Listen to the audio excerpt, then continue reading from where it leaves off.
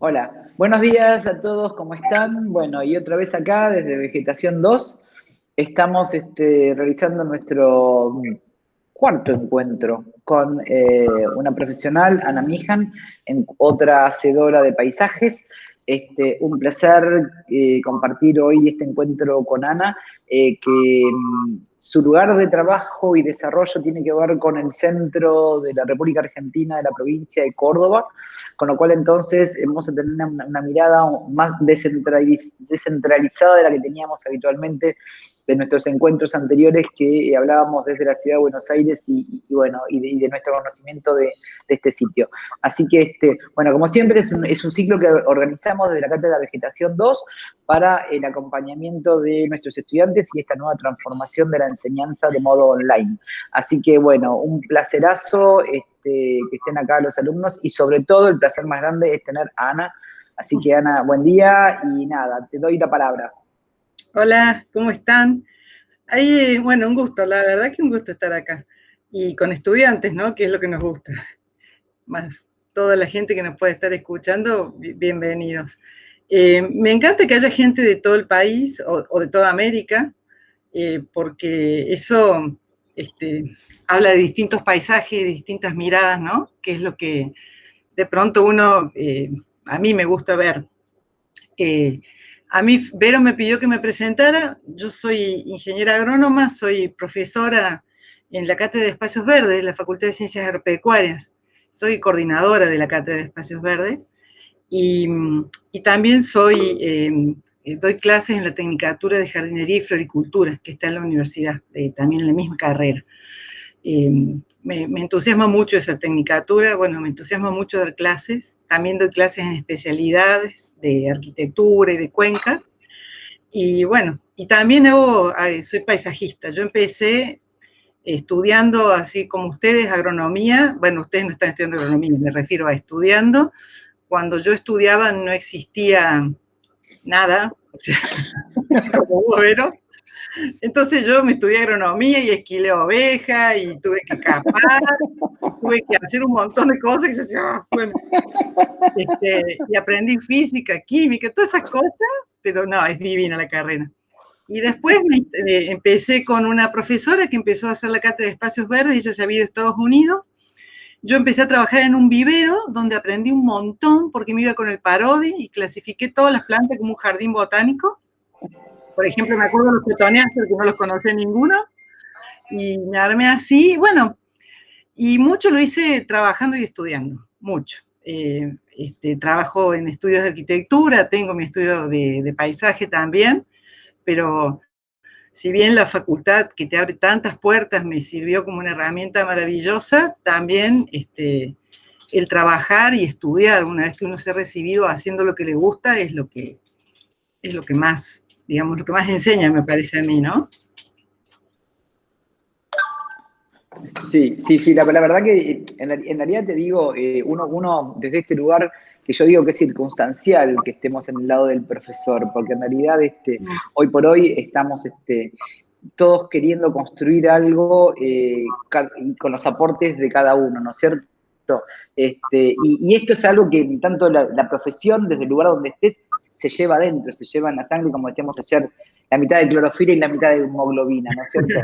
Así que, pero bueno, a mí te diría que lo que venimos haciendo con este ciclo, y es un poco lo que charlábamos con vos, es que como la materia de vegetación, la misma que vos das también, es como muy complicado de contar o de transmitir o de enseñar las características de una planta, porque las características de una planta son muy puntuales, o sea, son esta y esta. Sin embargo, no tiene nada que ver de lo que le pasa a una persona con esa planta, ni cuando uno la pone en un sitio, que no tiene nada que ver tampoco con lo que decía el libro, ni lo que le va a pasar cuando crezca. Entonces, un poco es eso lo que me parece que no están los libros y que tiene cada uno de nosotros y que puede transmitir. Así que bueno, si chicos, alguno tiene preguntas para salir con esto, o a ver, ahí vamos, ahí se largan. Dale. Justo estamos viendo arbustos ahora y Dale. no sé cuál es uno de los que más te gusta y qué es lo que transmite ese tamaño. Como decía Diana hoy más temprano, que es más a escala humana. Claro. Bueno, el arbusto te acompaña, ¿no? En todos lados.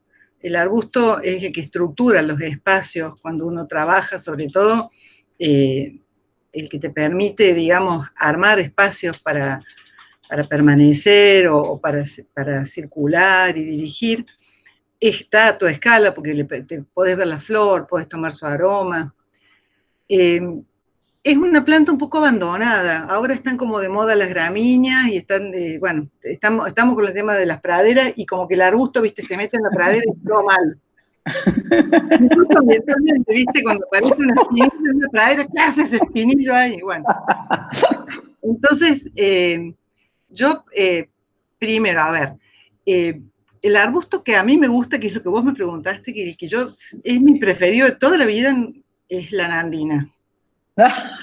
Mirá vos. Porque para mí es muy noble, anda al sol, anda en la sombra, se rejuvenece fácilmente, tiene esa, la doméstica, ¿no? La típica, tiene esa estructura con esa textura delicada, ¿no?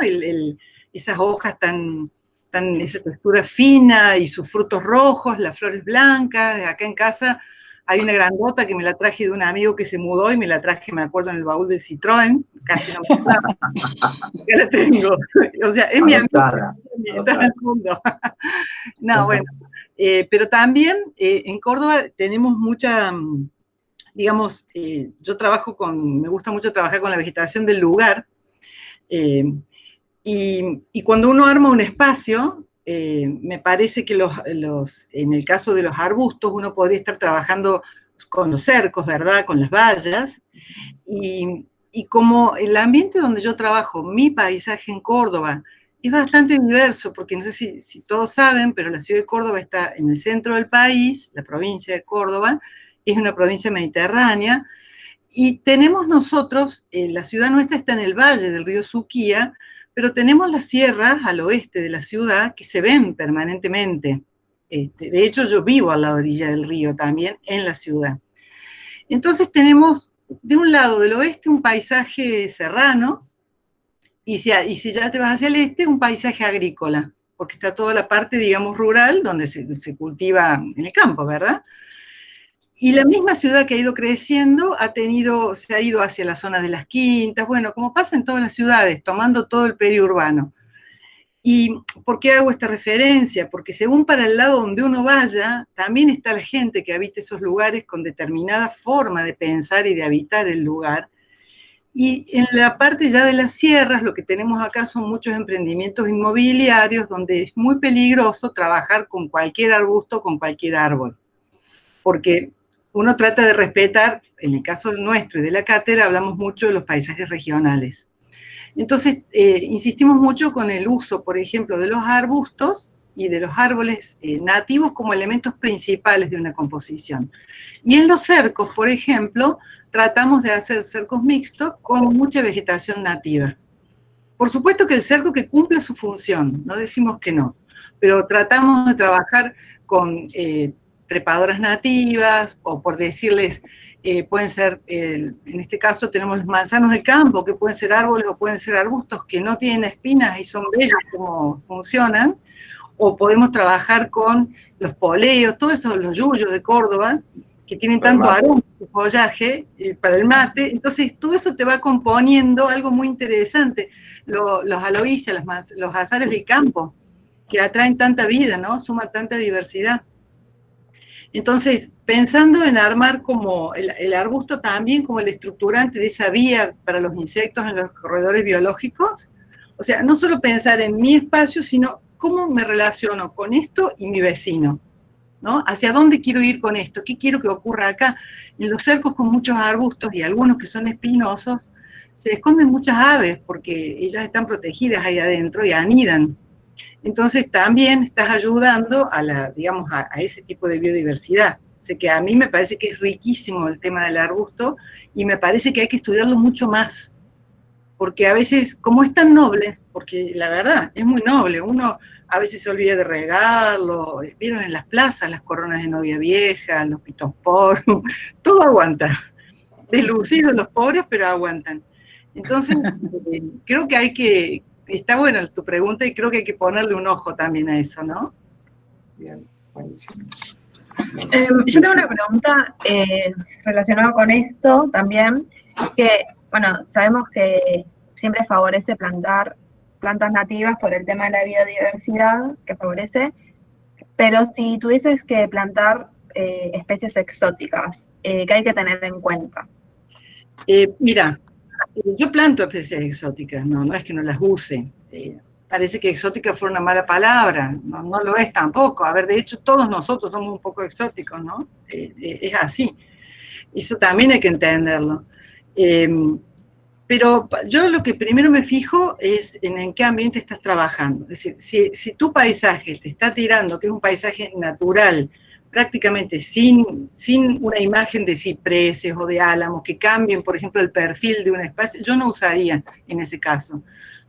Para mí el mejor paisajista es el que no se nota qué pasó. Es el que trabaja, se va y pareciera que ahí fue la naturaleza.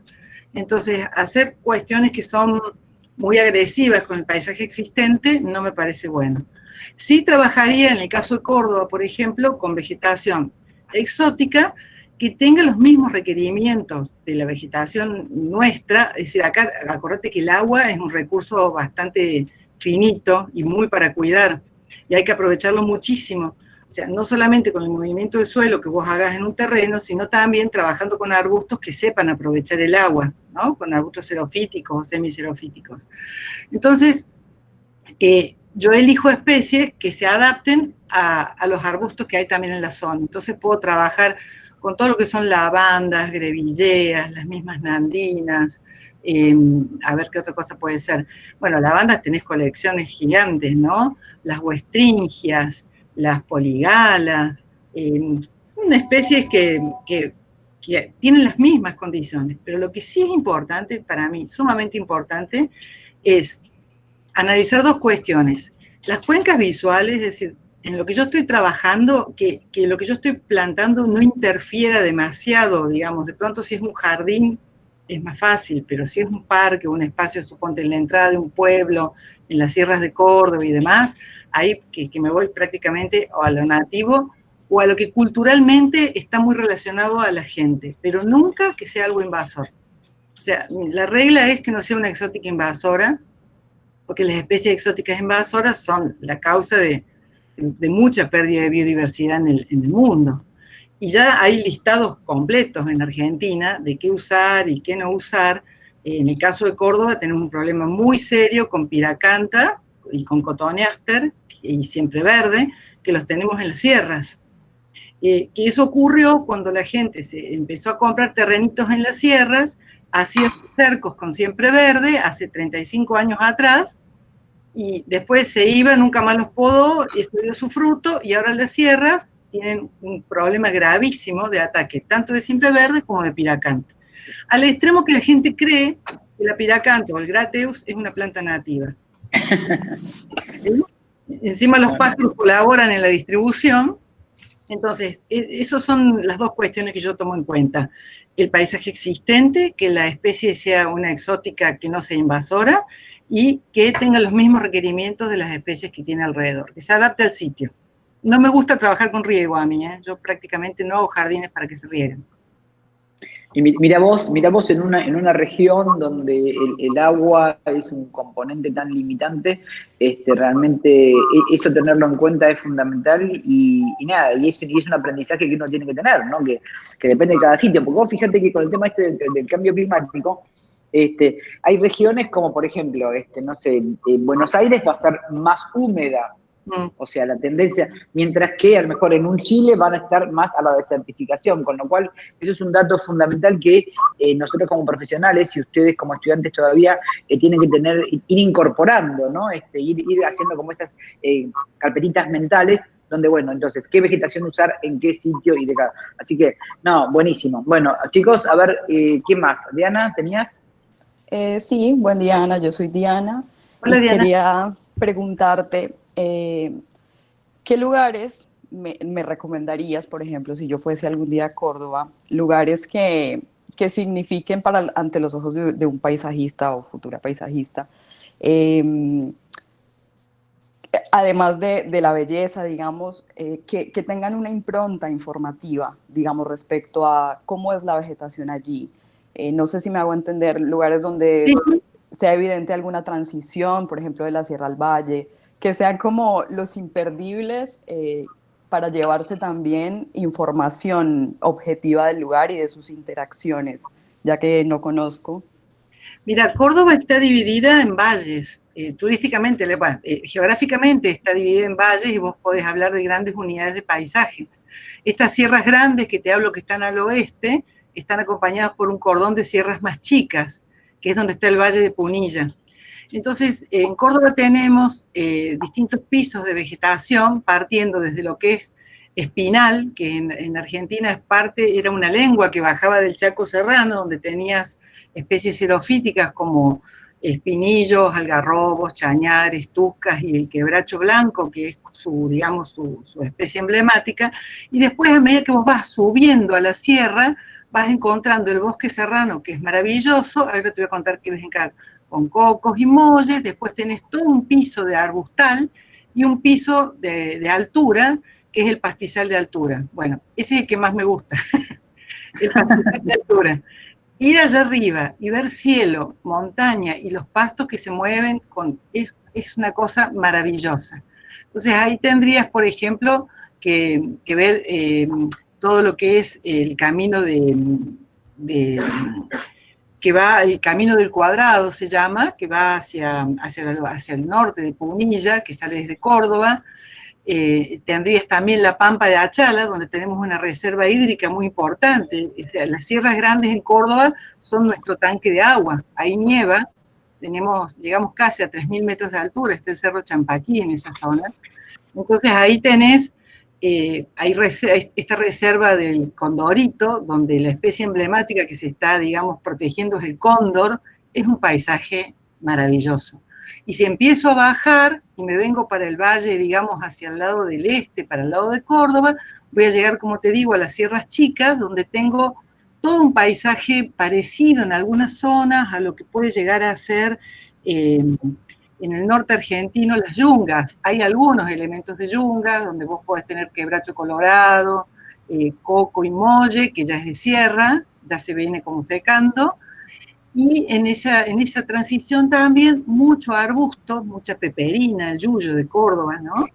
Entonces, si yo te dijera que, por ejemplo, vos podés visitar la ciudad de Nono, o las calles, o San Javier, que tienen, todo esto estoy hablando detrás de la sierra, ¿no? Después si quieren lo googlean. San Javier tiene aparte una impronta cultural maravillosa en el lugar. Le llaman Camino de la Costa, porque es un lugar muy especial donde no hiela mucho, pero sí cae nieve. Entonces tienen un paisaje que la gente aprecia mucho, porque en el pueblo ni siquiera ponen carteles que afeen algo, están todos como de acuerdo. Es precioso el lugar. Y después tenés, por ejemplo, podés hacer, ya te digo, el Cerro Uritorco, que está allá en el Valle de Punilla. Acá en Córdoba es muy conocido porque dicen que ahí hay un portal de acceso a otros lados. Bueno, el Cerro Uritorco tiene todo así una ladera de orco quebracho, que en agosto parece que fuego, es rojo, rojo, rojo, rojo, de estos árboles, es el Esquino Areira, que te tenés que sentar a mirarlo. Te digo que lo lindo es que, bueno, como en todos lados, ¿no? El atardecer, cuando las sierras se ponen rosadas, es de donde lo mires. Y después todos nuestros ríos serranos chiquitos, que son como pequeños micropaisajes donde la gente va y se sienta abajo de un árbol. Nada, esto es muy lindo, la verdad. Me has hablado con una cordobesa. Ya, quiero ir. Gracias por estar, la gente de la Red Argentina del Paisaje de Pinamar. Bueno, gracias por estar a todos. Así que, bueno, chicos, a ver, ¿qué más? ¿Qué más podemos preguntar? ¿Hay más preguntas? Hola, buen día. Hola. David. Sí, buen día. Hola. Buen día. Sí, tengo una pregunta. ¿Has incorporado tal vez en el tema del paisaje naturalista? Yo observé que hay también formas de integrar malezas comestibles. ¿Has tratado de fusionar el tema de también especies que puedan ingerir en tus diseños? Sí, totalmente. Creo que ya no podemos, o sea, yo digo, el jardín te sana, te cura, te alimenta, te protege, te acompaña. ¿Cómo no va a haber plantas alimenticias, condimenticias? Bueno, en Córdoba el yuyo cordobés no va a faltar. Yo sí, y es más, todos los clientes cuando uno va a trabajar ya están pidiendo eso. El tema de hacer agricultura urbana, que tiene que ver con que la gente busca salud en su alimentación y busca salud a través del paisaje, y se asegura ese sustento, digo, a través de la agroecología, que nosotros lo trabajamos mucho, ¿no? Todos los que son los procesos agroecológicos aplicados a los espacios verdes, para mí son fundamentales. Y no solamente la maleza como, digamos, maleza, ya no es maleza, ¿no? Bueneza le llaman acá, sino como esas islas de biodiversidad donde vos tenés que podés favorecer la presencia de tantos insectos benéficos, ¿no? En esos espacios. Y también investigar un poco más sobre nuestra cultura anterior, porque prácticamente muchas de esas plantas que nosotros llamamos malezas eran plantas alimenticias antiguamente y la gente no se animaba a probarlas porque se nos cambiaron los hábitos de alimento. Pero yo estoy absolutamente a favor. Y no digo ni siquiera o sea, por ahí no es que tenga que haber una huerta en ese lugar, pero tiene que haber plantas que estén componiendo ese espacio y cada uno debiera mirar según el tamaño del lugar donde esté trabajando y para quién esté trabajando, preguntarle a la persona, a veces no se animan o decirle, bueno, a ver, ¿qué te gustaría? ¿Con qué soñas en este espacio? Y últimamente todo el mundo pone, no sé, hasta en un techo verde, en un caño, cuelgan una parte una planta de lechuga y está Chocho comiéndose una lechuga. Entonces, si de pronto yo puedo armar un cantero con herbáceas y puedo combinar plantas de hojas con flores, ¿por qué no? O de pronto, no sé, los ajos, las cebollas, que tienen esas flores tan bonitas, o trabajar con esta tan famosa que te hace el té taraxá, como el diente de león. No, para mí es fundamental. Y lo que pasa es que eso no está mucho en los libros de vegetación. Entonces hay que buscar más por el lado de la permacultura, hablar con la gente, escucharlo. Miren, en la facultad mía había un señor que cuidaba los autos y tenía una plantita ahí, él la cultivaba, porque él venía de la sierra. Él le llama chofitol, era para el hígado, todo el mundo. Entonces, y estaba ahí, y bueno, y sigue estando su lugarcito, ¿no? Con sus plantas, y cada uno a ver, en esto de las medicinales, ¿no? Cada uno cuando, no sé, yo pienso, si yo me tuviera que ir, ¿qué sería lo primero que yo agarro de acá y me llevo para otro lado, ¿no? Como planta de mi jardín. Yo me acuerdo cuando yo era chica me tuve que mudar y me hubiera llevado un limonero, no me lo pude ya.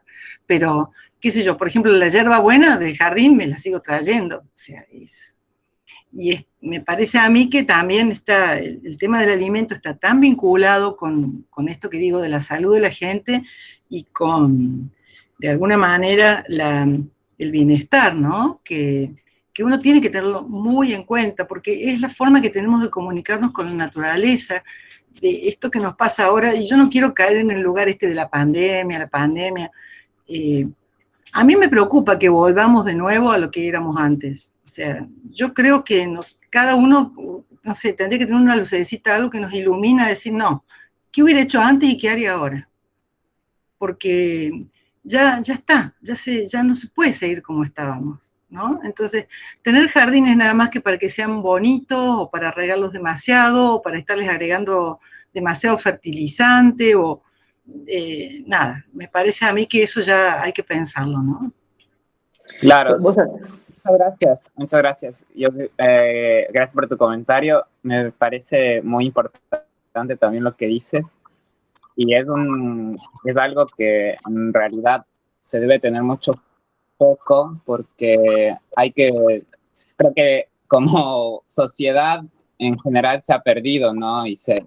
Ese reconocimiento a la vida misma en todas sus formas, y la expresión de la naturaleza, me parece que hay que volver a esa conexión, porque de alguna manera se ha roto, y yo creo que hay que volver a integrar eso en todas las áreas posibles. ¿Sabés que a mí mucho eso no me asusta? Porque yo los veo estudiando a ustedes, veo gente joven que hace eso y ya me quedo tranquila, porque sé que lo tienen claro. ¿Entendés? O sea, para mí es... Bueno, no sé, por ahí les cargo una mochila, pero me siento eso. Ana, yo te cuento que recién, antes de que vos entraras, hicimos una parte de de una clase teórica, si puede llamarse clase teórica de las normales. Y entonces, claro, viste que uno empieza a enseñarle a los pibes la vegetación que tienen que usar porque está en el vivero y porque la gente conoce. Pero en realidad para mí eso es como decir, bueno, este es el primer escalón. De ahora en más ustedes tienen que hacer los próximos PowerPoints con esa otra vegetación, que es la que tienen que usar. Y con respecto a esa otra vegetación, vos estando quizás en un lugar, digamos, donde la naturaleza está más metida con ustedes y la gente quizás conoce, digamos, tiene más afinidad o la ve más, ¿tenés los mismos problemas que tenemos nosotros en relación a conseguir la vegetación? O sea, los viveros de la región de Córdoba, ¿venden estas plantas que vos ves que crecen tan maravillosamente afuera o no?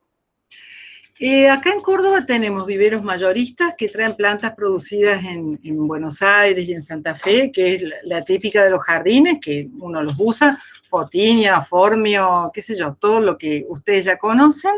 Y después tenemos viveros locales más chicos, donde se producen herbáceas perennes, por ejemplo. Hay viveros más especializados, no hay mucho, pero existe.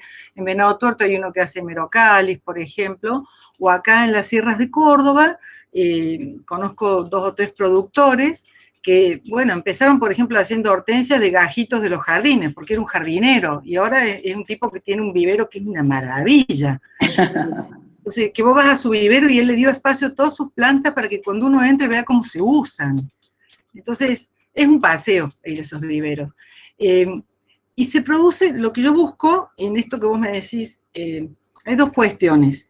Una es no despreciar, lo estoy diciendo no peyorativamente, pero prestarle atención a esa planta común, la planta de la tía. A mí que trabajo mucho en el interior, porque yo asesoro grupos jardín, entonces ando por los pueblos, hay mucha planta de pueblo que está ahí. Y yo digo, bueno, a ver, la usemos, fomentemos esto, porque eso no está en los viveros. Y los jardines se van haciendo que uno le va dando al otro y la gente como, o sea, eso es lo que me gusta mirar a mí. O sea, cómo usan esa planta, por decirles, hay una planta que le llama Blancanieves, que es una euforbia, que está en los pueblos, no está en los pueblos. Tiene esa cultura, ¿no?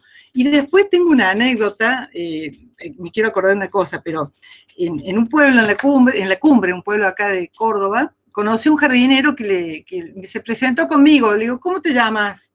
Y me dijo, Ormi. Hormiga, es una hormiga, así negrito, chiquitito, que anda por todo. Y el Ormi trabaja en todos los jardines de las inglesas de la cumbre. Entonces él, como las hormigas, trae plantas de un lado y las pone en el otro. Es un gran paisajista, pero de una planta maravillosa. Entonces yo siempre, che, Ormi, ¿dónde hay tal cosa? Vamos al río, allá. Y están a lo mejor la ceratostigma a la orilla del río, o hay, qué sé yo, muchas plantas muy lirios, muy lindos, ¿no? Rosas antiguas, que él sabe dónde están, las sabe reproducir. O sea, eso está interesante, ¿no? Cómo se vincula la gente del lugar con la planta. Y eso es trabajando, estando ahí en el lugar. Eso es un tema. Y lo otro, que no me quiero olvidar, es que para nosotros es muy importante la forma en que se produce la planta, y para nosotros lo mejor es la planta que está envasada y que se produce en envase. Porque lo que nos pasa en el interior, que no les pasa tanto a ustedes, es que cuando traemos plantas, sobre todo si son especímenes de zonas más húmedas, con el manejo que se le da en vivero, que generalmente se las producen a campo, se las levanta y es un trasplante lo que estamos haciendo, no se adaptan a Córdoba. Porque acá llegamos a nuestras primaveras, donde tenés a lo mejor un día de 34 grados, con un viento norte que parece un lanzallama, entonces esas plantas que vienen todas frescas de Buenos Aires o de Santa Fe se nos mueren. O las atacan los pulgones, o se llenan de cochinilla. Entonces, para nosotros lo mejor es producir en envase, con la planta confinada con sus raíces, hacer 2 o 3 repiques, una planta sana, prefiero que tenga un gran cúmulo de raíces y no tanta copa, de esas plantas que vos las ves y te están diciendo plantame porque ya me tenés que cambiar. Bueno, ese es el tipo de planta que yo busco, digamos, y siempre mediana, no muy grande. Muy bien, listo. Chicos, ¿tenemos más preguntas? Una cosa que, ahí está, dale. Justo, no, digo que justo inclusive medianas, porque el otro día hablábamos en la clase anterior, del tamaño, de acuerdo a qué es lo que queremos generar en el diseño. Y a veces, eso decía Vero, que tal vez una planta mucho más grande es mucho más costosa, pero genera ese impacto inmediato que queremos dar. Pero esa mediana, ¿por qué la eliges más que nada? Porque... Mira, yo en general busco, donde yo quiero impacto o algo fuerte, busco una planta un poco más grande, la elijo bien para asegurarme que sea una planta joven, por ejemplo.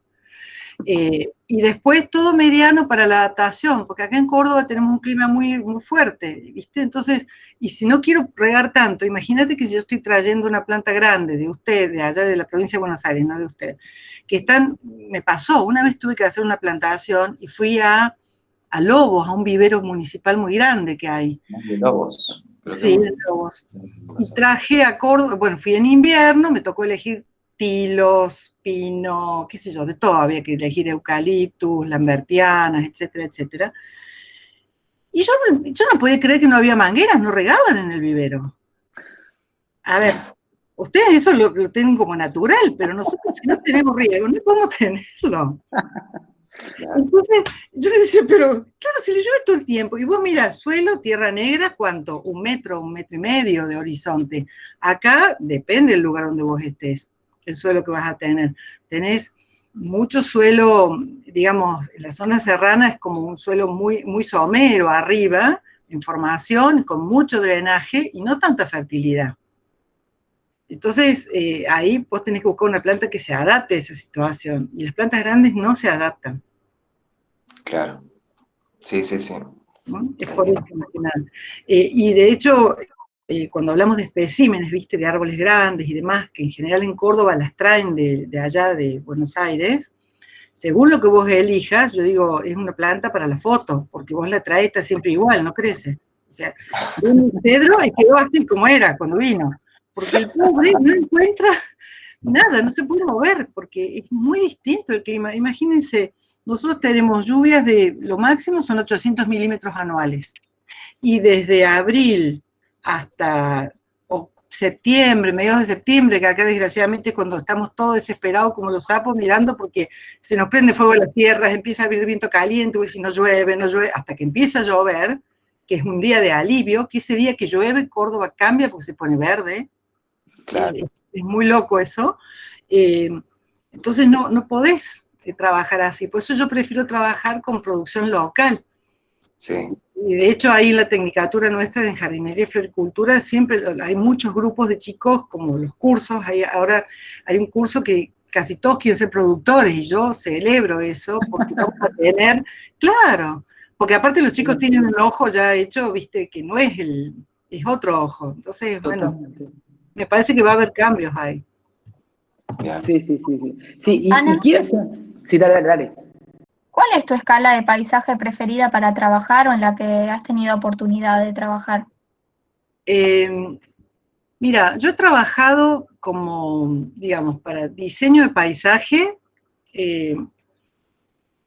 y, por ejemplo, no sé, con barrios, emprendimientos de 30, 40 hectáreas, ¿no? Donde tenés que hacer el arbolado, hacer todos los ingresos, bueno, eso a nivel, digamos, de la estructura del barrio. También he trabajado haciendo estudios de paisaje para reservas, ¿no? Entonces, eso a nivel regional, entonces, trabajando ya para ver, hacer ordenamiento territorial. En San Luis, por ejemplo, trabajé en toda una zona de reservas durante 3 o 4 meses, estuvimos viendo distintos tipos de lugares, yo haciendo, digamos, la parte de vegetación y paisaje. Me gusta la escala, a mí me gustan mucho los jardines en las sierras y los parques grandes en las sierras. Bueno, me gustan mucho las sierras. Entonces, esa es una escala que me gusta, a lo mejor un espacio de entre media y 1 hectárea, son espacios lindos para trabajar. Igual que cuando me voy hacia el interior, viste, en lo que es la pampa nuestra, la pampa gringa, en los cascos de estancia, por ejemplo, que es otra realidad, donde ahí hay que proteger mucho con cortinas, armar visuales, armar protecciones, crear caminos y demás. Eso también es muy lindo. Eso para mí fue todo un aprendizaje, porque yo de la montaña llegar a la pampa y ver todo chato, es distinto, ¿no? La sensación. Y entonces, bueno, empezás a crear con los árboles, y ahí es donde yo trabajo mucho con los grupos jardín, y aprendí un montón de lo que es la vida del campo, el movimiento de los camiones, si hay plantas de silo, si hay tambo, y siempre la vegetación acompañando la función de ese espacio, ¿no? Es decir, si hay tambo, bueno, proteger a los animales, o si hay algún cultivo especial también con las cortinas rompeviento. Ahora también con el tema de los feedlots se está trabajando mucho en todo lo que es tratar de, digamos, de digerir todos los residuos, ¿no? que producen esas actividades. Y para mí la vegetación es clave en eso. Bien, bueno, la verdad que nada, se sigue uniendo mucha gente. Espera que hay una consulta de alguien que tenía que ver con, dice Julián Miranda, pregunta y se realiza una consulta cualquiera, ¿alguno tiene árboles y arbustos nativos en PNG? Es para poner en los diseños del paisaje. ¿Será un vivero? Sí. En PNG, no sé qué significa. ¿En PNG qué es? ¿A qué se refiere con PNG? Un tipo de archivo para pegar. Una extensión, un archivo, una extensión de un archivo. Ah, perfecto, perfecto. Ah, bueno, sí, sí, Julián, tenemos. Después te pasamos este dato. Escúchame, Ana, ¿y qué pasa con la gente? Porque en realidad acá, entre los chicos jóvenes, digamos, tenemos desde el fundamentalismo más absoluto hasta un equilibrio normal que permite que podamos trabajar con todas las ideas.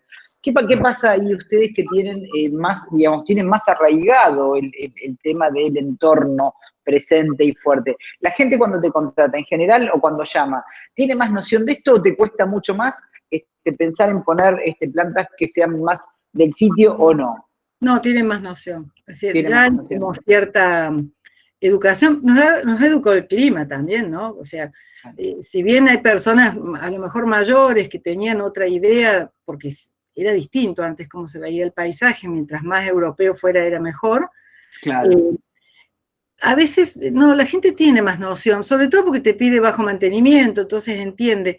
Incluso yo he visto que, a diferencia con otros lugares, nosotros aceptamos mucho más la espina, que también es una cuestión que para otros no es tan sencillo. Nosotros, bueno, ya sabemos cómo vamos a podar, si tiene espina, dónde lo vamos a levantar, o no ponerlo cerca de tal lugar, porque si bien, bueno, a lo mejor una acacia caben, una vaquelia caben, tiene espina, pero tiene un montón de otras cualidades, pero un montón, y si no las tiene, yo le hago toda la propaganda para que la gente lo conozca. Entonces, y en general, te digo, a mí, por ejemplo, me pasó una vez que hice un country acá cerca, y era un lugar donde había habido una cantera, y había quedado un espacio donde nosotros limpiando, así sacando las piedras, vimos que había como unos troncos viejos de algo. Y dijimos, bueno, clausuramos, acá no se toca. Por supuesto, rebrotaron unos espinillos, que hasta el día de hoy paso, están midiendo como 6 metros de altura. Hay un bosque de espinillos en el medio del barrio. Y estaban ahí. Entonces, muchas veces es cuestión de parar y mirar, de mirar abajo del alambrado, de dejar de cortar con la moto guadaña y esperar a ver qué pasa. Y después elegir.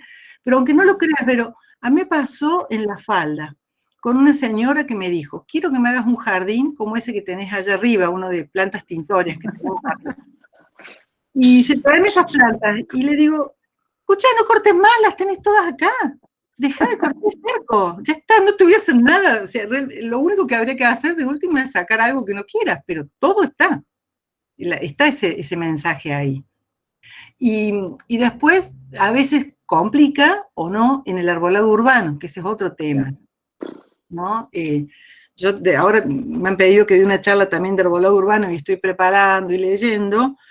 Y de pronto hay ciudades que, que tienen su impronta. Por ejemplo, ustedes van a Villa General Belgrano, que tiene una impronta europeizante, alemana y demás, que vende ese paisaje. Entonces uno tiene que ser muy cuidadoso con lo que usa en ese lugar, porque en una ciudad que está ya tan modificada, a lo mejor poner un algarrobo o poner un espinillo es hasta faltarle el respeto, porque a veces los ambientes tampoco dan para esas plantas. porque tenemos que recordar que son plantas de lugares muy soleados, con suelos con buen drenaje, no es un clima urbano el que lo puede aceptar.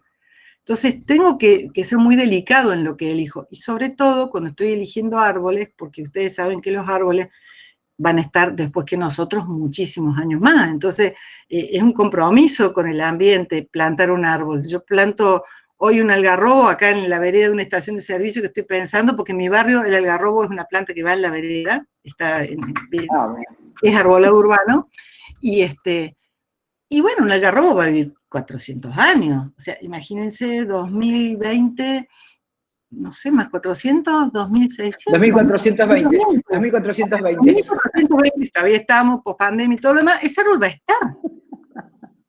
Como están acá los algarrobos, cuando el general Paz vino a pelear acá la batalla de la Tablada, y se ponía debajo de esos árboles, y vos pasas y ves eso. Entonces, me parece a mí que el árbol nativo, en el árbol, digamos, hay que hacer mucha educación. La gente también acá está muy consciente porque hemos tenido muchos movimientos por defender el bosque nativo, entonces eso prendió mucho y hay conciencia, hay mucha conciencia. Habrá gente que sigue con otra, pero les digo que es más fácil trabajar, ¿no? En eso. A veces convencer a los intendentes es difícil, porque los intendentes son, no sé si hay algún intendente acá, ¿no? Son como mejor que esté y que escuche. No, pero hay intendentes e intendentes. Yo estoy trabajando para 2 o 3 comunas que el intendente se puso o ayudando con una compañera que está trabajando ya en el arbolado urbano, allá en Jesús María, en Zacate, donde el intendente le dijo, no, quiero que lo hagas con nativas, es decir, ya hay otra cabeza. Y me pasó también en las sierras, y hay digamos, comunas que valoran su paisaje, pero porque ha habido un trabajo de educación previa, desde las coordinadoras de bosque, desde las escuelas y demás, donde la gente toma ese valor y bueno, y lo defiende. Sí, totalmente. Pero con los intendentes es complicado porque a veces ellos quieren que las plantas sean grandes, que se vean rápido, hay toda otra cuestión que se maneja de otra forma, donde yo creo que a los políticos hay que saberlos llevar, porque son nuestra herramienta, son nuestros empleados también, ¿no? Entonces, saberlos educar y convencer buenamente de hacer las cosas, bueno, bien. No, excelente. A ver, chicos. Mariano creo que tiene una pregunta. Sí, Mariano tiene una pregunta, pero no sé si le iba a escribir o la iba a decir Mariano. ¿Estás ahí? ¿Estamos? Bueno, igual sigo agradeciendo porque se sigue uniendo gente. No, Mariano, si alguno... ¿Podés escribirla y la preguntamos? Sí. Bueno, a ver, la gente sigue sumándose y sigue felicitándote. A mí lo que me parece que esto es como tu jardinero, el Ormi, esto es un trabajo de hormiga que todos tenemos que ir de a poco haciendo. Y nada, yo siento que sí también se está logrando, a pesar de que en Buenos Aires también, mira, desde Catamarca tenemos gente. Mira, qué lindo. Y nosotros, digamos, con esto con los estudiantes y con cada uno de los que está aquí unido, tiene esta sensibilidad para poder, llevar este poquito de conocimiento al vecino y si puede, obviamente, al intendente para contarle los beneficios. Que vos sabés que yo tengo claro, por lo menos esto aprendí, la gente, digamos, los que toman las decisiones equivocadas no la toman a propósito, o sea, no es por error, sino por omisión. Entonces, eso es un gran beneficio, porque en realidad, si ellos saben y que hay una cantidad un plus del tipo de diseño que se vaya a hacer y del tipo de vegetación que se vaya a usar, creo que es fundamental. Así que, y cuando vos decías antes en su momento, el tema de los jardines comestibles, que más allá de las modas o no, yo creo que el jardín comestible, digamos, el acercamiento de las personas en relación a los espacios y pensando que eso le va a estar dando algo que va a comer, que es su alimento, y bueno, ya ahí tenemos ganado un montón más, porque la va a cuidar mucho más a la tierra y va a cuidar mucho más a la vegetación y al espacio. Así Claro. que, eso. Che, ¿alguna anécdota, además de la del Ormi? Ahí tenemos a Milagros. A ver, Milagros, ¿querés hablar? Sí. Dale. Hola. Hola, Milagros. Una pregunta. ¿Qué me inspira a diferencia del diseño a pequeña escala cuando tiene que hacer un diseño a gran escala? ¿Qué me inspira en un diseño a gran escala? ¿Cómo hace para elegir las formas o la Y primero circulación? voy muchas veces, ¿no?, a ese lugar a leerlo. Trato de acompañarlo. Viste que te da una impronta, un lugar cuando llegás tenés distintas sensaciones y después, por supuesto, compartirlas con quien lo va a usar al espacio, ¿no? Porque una cosa es lo que uno puede tener como mensaje del lugar cuando vos lees ese paisaje, y yo digo que hay que como que sacarlo al paisaje que hay que mostrarlo. A veces no está ausente porque, como te digo, hubo una tala, o de pronto pusieron un galpón feo, bueno, alguna cuestión así que bueno, vos lo vas estudiando y vas viendo, bueno, ¿cómo saco, cómo potencio lo bello que tiene este espacio? Y cómo, de alguna manera, aminoro o mejoro lo que no está tan bien. Entonces, eso es lo primero que hago. Y una cosa que me inspira mucho es ese contraste del cielo con el perfil del lugar.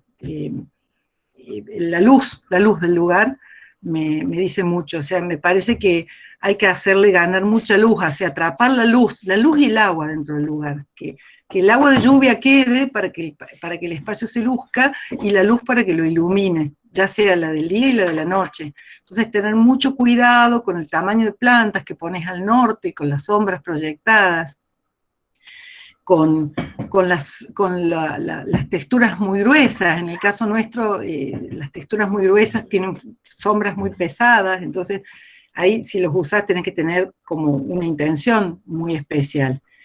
Y también leo mucho del lugar, ¿no? ¿Qué pasó ahí? ¿Qué hubo? ¿Qué uso le dio la gente a ese espacio? Que también es parte de esa impronta para poder conseguirlo. Y bueno, y veo la vegetación que hay, ¿no? A ver qué es lo que predomina, en qué espacio estoy. Si de pronto estoy en un bosque serrano o en una zona que fue bosque serrano, no voy a poner, por ejemplo, no sé, por decirte, un sauce llorón, porque no, es como que no va, ¿sí? Porque tenés que hacer docencia también con el paisaje, porque cuando vos haces espacios agradables, que la gente está bien, no sabe por qué, pero se siente bien en ese lugar y hay calma, eso como que cunde el ejemplo, y bueno, y de pronto la gente a lo mejor no te contrata, pero hace algo parecido, o usa plantas parecidas, o valora algo que no habían visto. No sé si te responde. Sí, creo que estamos. Mariano tenía una pregunta, pero Mariano es otro de nuestros estudiantes que me parece que está complicado para escribir. Sí. A ver, Mariano. Mira, me trajeron el mate. Menos mal. Ahí está escrita la pregunta. Me parece, me ha dicho, Benja, ¿tenés otra pregunta? No, ahí la de Mariano sí está escrita, dice: estoy interesado en el diseño y planificación de emprendimientos productivos agropecuarios. No sé si se... A ver. A ver. Ahí va, sí. Ahí está. La pregunta de Mariano es: ¿cuál es tu experiencia? A ver, espera, acá empieza, ¿no? ¿Cuál es tu experiencia? ¿Cuáles son las técnicas que has llevado a cabo, además de, imagino, utilización de especies fitorremediadoras? Empieza antes la pregunta. Empieza antes. Estoy interesado en el diseño y planificación de emprendimientos productivos agropecuarios, alternativas y estrategias para hacerlos más amigables en términos ambientales. Me resultó muy interesante estos trabajos que nos comentabas en feedlots en el sudeste cordobés. ¿Es realmente viable mitigar la contaminación de emprendimientos tan intensivos como los feedlots? ¿Se logra conseguir un grado de mitigación significativo? ¿Cuál es tu experiencia? ¿Cuáles son las técnicas que has llevado a cabo? Además, me imagino, de la utilización de especies fitorremediadoras. Bien, muy bien eso, dale. Mira, acá en Córdoba, hace un tiempo ya salió, entre otras cosas, la ley agroforestal, que te obliga a forestar, digamos, los campos que han perdido su masa arbórea. Entonces, los productores rurales tienen que hacer, digamos, forestación de un 2 o 3% de sus campos. ¿Por qué te digo esto? Porque parte de esto tiene que ver con la remediación de esos espacios. En realidad, con lo que más experiencia he tenido es con especies, digamos, con salicáceas y demás, con grupos de álamos o con lugares donde se va haciendo la depuración de las aguas de los feedlot y después se va regando, por ejemplo, cortinas de salicáceas.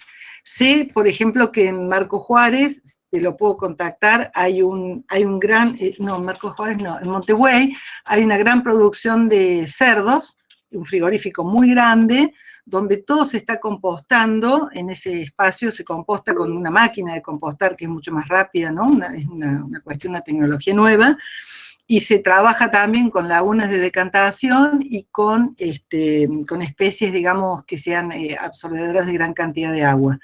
Y está funcionando excelentemente bien en ese lugar. En todo lo que es también fábricas e industrias se trabaja mucho con lo que es la depuración, digamos, primero en algún sistema de digestor de aguas y después se pasa a lo que es a riego de salicáceas sobre todo. Con árboles, ¿no? Más que nada. No sé si te es suficiente. Te puedo pasar el dato del frigorífico Busca en Montevideo, porque es maravilloso lo que está haciendo esa gente. No, la verdad que esto es un tema. Y realmente, yo creo que, bueno, nada, en esta interdisciplina en la que uno está inmerso, justamente no podés dejar de producir desde el punto de vista agropecuario, adaptándonos a la realidad. Y nuestra misión de algún modo es incorporar estos saberes, ¿no? La verdad que esto es fundamental, es fundamental. ¿Preguntas a alguno de los estudiantes que tenga alguna otra pregunta o si eventualmente alguien que no es estudiante quiere... Pregunta. Ahí está, ¿Qué tal? Buen día. Dale, sí. ¿Cuál fue, ¿puedes comentar algo acerca de tu primera experiencia de trabajo? ¿Cómo fue? ¿Qué es lo que más te marcó? O que en base a eso, ¿cómo seguiste con la actividad? Ay, mi primera experiencia fue atender un vivero y conocer las plantas, y me acuerdo como un lugar hermoso. En ese vivero había una arquitecta paisajista que me dio la especialidad de ella, les digo, porque me hizo trabajar y me enseñó muchísimo, Titina Madueri. Y la primera experiencia que tuve fue así que me marcó, es que me haces pensar porque por ahí no era, viste, tratar de hacerle jardines a los vecinos, que te den bolilla, de irme a los kioscos a buscar revistas de jardinería que venían de España porque no había nada, entonces yo la flora, y leer, viste, en inglés porque no había en castellano. Pero bueno, una vez trabajando con esta arquitecta, yo me acuerdo del tablero grande, teníamos ahí los planos del golf de Ascochinga en las sierras de Córdoba, los segundos 9 hoyos, habían ido especialistas de Buenos Aires a hacer todo lo que era la cancha, y había que hacerle toda la parte vegetal de acuerdo a las indicaciones del juego, ¿no? Entonces teníamos que hacer, bueno, las barreras, los fairway y lo demás, y me acuerdo que la arquitecta me dijo, bueno, Anita, hacelo vos, y agarró, me tiró el lápiz y se fue. Ay, no. Les juro que, bueno, pero no me olvido más, porque ella, ¿qué me hizo? Miren qué bueno. Acuérdense, yo había estudiado agronomía, trabajaba en el vivero, y a lo mejor en ese momento tenía 27 años, 28. Entonces ella agarraba y hacía, zonificábamos los espacios, ella armaba los espacios donde iban las masas arbóreas con una forma, y yo tenía que elegir la especie y ponerlas ahí adentro. Y después tuve que ejecutarlo. Fue una experiencia fabulosa, porque también tuve que buscar las plantas, yo era chica, mujer en aquella época por ahí, bueno, siempre me llevé bien con la gente, ¿no? Sobre todo con los operarios, siempre me llevé bien, la verdad que eso no puedo decir que me haya ido mal, pero estaba como un poco insegura. Me acuerdo que también yo hacía jardines y los muchachos que hacían jardines conmigo le decían, oye, arquitecta, la chica esa levanta piedra. Que yo hacía rocalla, quería aprender, ¿viste? Se levantaba piedra con ella, laburaba un montón, ¿viste? No sé, ¿viste? Como que eso fue muy lindo, esa experiencia. Y después he tenido experiencias feas, que por ahí, esas bien feas, hay lugares, hay clientes con los cuales yo no quisiera trabajar más, por ahí empresas que son que te pagan mal, que te buscan y después te ponen en la cola para que cobres al último, que maltratan a la gente que trabaja con vos, bueno, también me ha pasado, Entonces eso me ayudó a aprender a elegir con quién trabajar, porque esto es un camino, chicos, y uno no tiene que estar trabajando para sufrir. Entonces, también hay que elegir un espacio donde veamos que la gente acepta, que gente, digamos, con la cual se puede hacer algo lindo, ¿no? Y que no nos sentamos coaccionados a hacer algo que no nos gustaría, o presionados y demás, porque después uno le quiere, no sé, es como que te saca el gusto de hacer algo tan lindo. Muy bueno. Bueno, ya te digo que estamos como en el tiempo de descuento, y Bueno. una de las preguntas que hacemos es, si tuvieras que, yo te doy ahora la posibilidad de imaginarte algo y que suceda en relación al paisaje. ¿Qué te gustaría? ¿Cuál sería el sueño? ¿Que suceda en el paisaje? Me imagino que pueden hacerse reales todos los corredores biológicos que pensamos. Muy bien. Me imagino que las reservas tengan todos sus guardaparques y tengan quien los controle. Me imagino la gente que plante las plantas de su lugar y que entienda su paisaje. Y me imagino eso, ¿no? Jardines que te cuiden en donde estés. Jardines que te ayuden, ¿no? No lindo el jardín, porque a mí a veces me ha pasado hacer jardines para gente que dice, haceme el jardín, se va adentro y ni mira lo que estás haciendo. No, eso no. Sino que haya un compromiso, porque el compromiso con la vegetación es el compromiso con la naturaleza, ¿no? Es ese vínculo.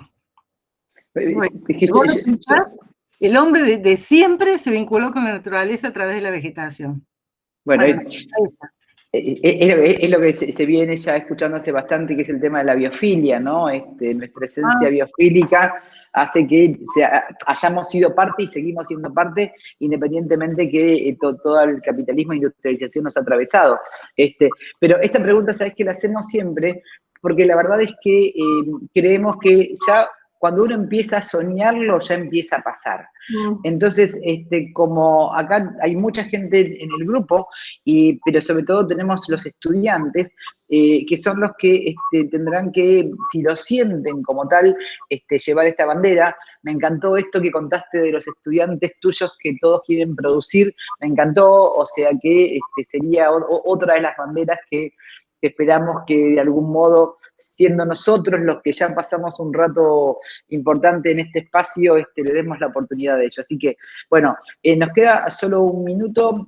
Me gustaría que nos dijeras una reflexión más y después vamos a poner, mientras tanto, las redes de nuestros espacios para que ustedes se puedan comunicar.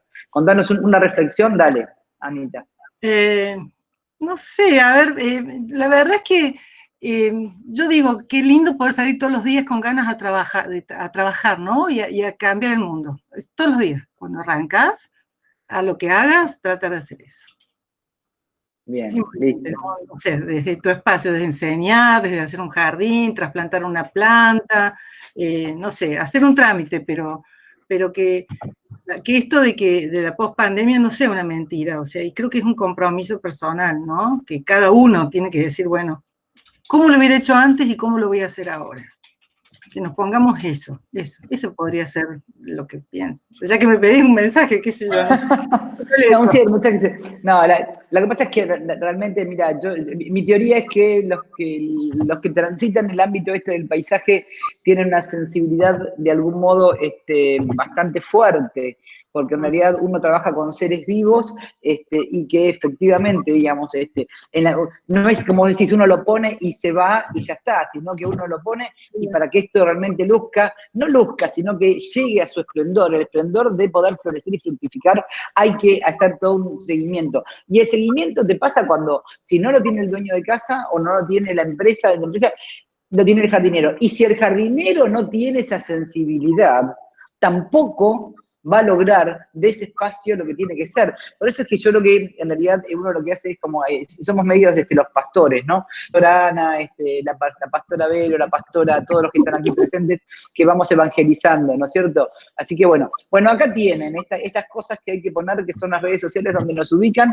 y la verdad es que para cerrar ya esta charla, uy, mira, tenemos alguien de Chile.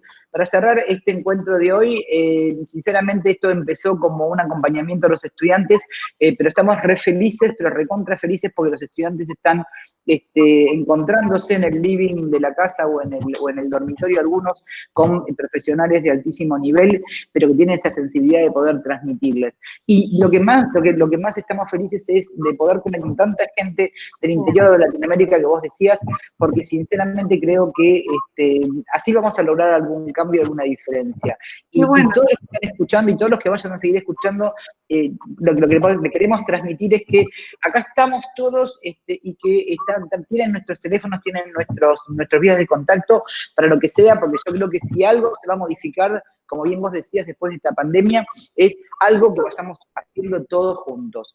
Bueno, acá me pone Luciana, una genia que está asistiendo a todo esto, me pone los 3 encuentros conocedores de sí, un aplauso a Luchi, un aplauso a Anita, y de repente... Así que bueno, el próximo encuentro no va a ser el martes que viene, sino dentro de 15 días, ya les vamos a ir avisando. Y si alguno de ustedes tiene ganas de compartir este encuentro o quiere ver un encuentro, se contacta con nosotros, vamos a ver de qué modo, porque hay un montón de gente que somos un montón que estamos acá todos desperdigados y a lo mejor a veces o no estamos conectados. Entonces, bueno, nada, si alguien quiere de algún lugar, nos avisa. Tenemos gente de Uruguay también, de Brasil. De todos lados, estamos todos. Y bueno, ¿no? Esto, ahí sentí la red, ¿no? Que no estamos solos. No, muy bueno. Bueno, gracias. Seguimos a todos. Chau, chicos. Nos vemos la próxima. Adiós.